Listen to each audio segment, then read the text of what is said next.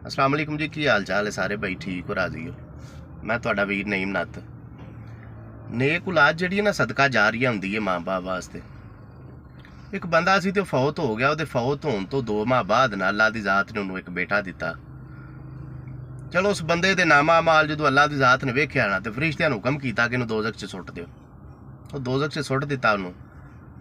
2 ਕੁ ਸਾਲ ਲੰਘਣ ਤੋਂ ਬਾਅਦ ਨਾ ਅੱਲਾਹ ਦੀ ਜ਼ਾਤ ਨੇ ਫਿਰ ਫਰਿਸ਼ਤਿਆਂ ਨੂੰ ਹੁਕਮ ਦਿੱਤਾ ਵੀ ਇਹਨੂੰ दोज़ख ਚੋਂ ਕੱਢ ਕੇ ਨਾ ਤੇ जन्नत च घल दिओ। तो जो दोज़ख चो कढ़ के जन्नत च घलिया ना तो उस बंदे ने अपने मालक नूं पुछया, अल्लाह की ज़ात नूं आंदा भी अल्लाह की ज़ात मैं तो बड़ा गुनाहगार आदमी हाँ ते मेरे ते कोई अमाल भी इंज दे नहीं सन ते तुसां किवें मेरे ते मेहरबानी कीती? तुसीं गफूर रहीम हो। अज किहड़ी ऐसी मैं नेकी कीती है जिहदी वजह तो तुसां मैनूं दोज़ख चो कढ़ के ते जन्नत च घलिया?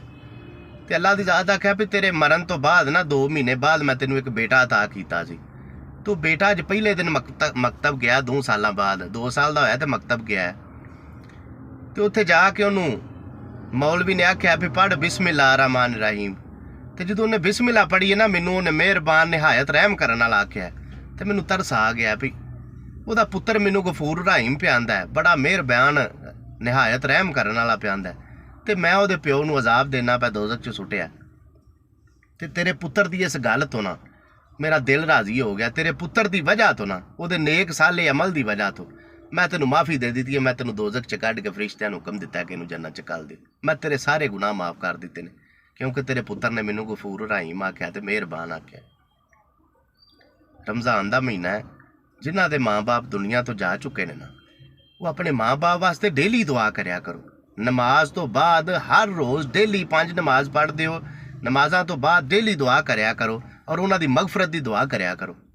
जो तुसीं इत्थे बह के अल्लाह दे घर जाके उन्हां दी मगफरत की दुआ करोगे ना तो बड़ा मेहरबान निहायत रहम करने वाला है, वो इंशाअल्लाह ज़रूर सुनेगा।